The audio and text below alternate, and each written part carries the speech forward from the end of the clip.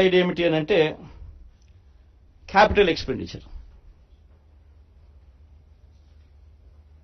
ఎప్పుడైనా చంద్రబాబు ఏమంటాడు, నేను స్కీములకు పెట్టలేదు, నేను క్యాపిటల్ ఎక్స్పెండిచర్కి పెట్టాను, అందుకే నేను దాంట్లో ఎక్కువ, అందుకే నేను చేయలేకపోయాను ఇంకో మాట మాట్లాడతాడు.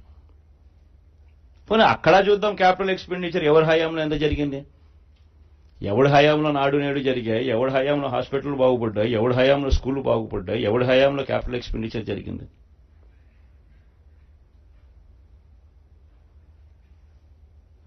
ఆయన హయాం చూస్తే క్యాపిటల్ ఎక్స్పెండిచర్ సంవత్సరానికి యావరేజ్ కింద 15,227 కోట్లు అయితే మన హయాంలో క్యాపిటల్ ఎక్స్పెండిచర్ 17,757 కోట్లు.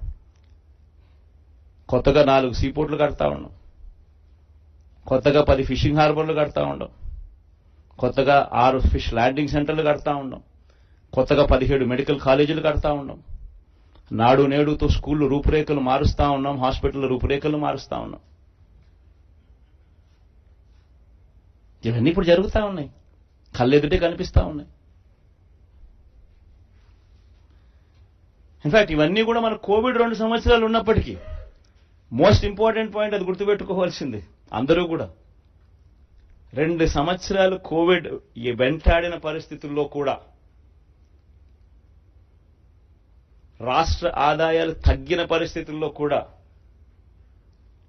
జగన్ పర్ఫార్మెన్స్ ఇది, చంద్రబాబు పర్ఫార్మెన్స్ అది. పోనీ ఇంకొక సైడ్ కూడా ముందుకు పోదామా.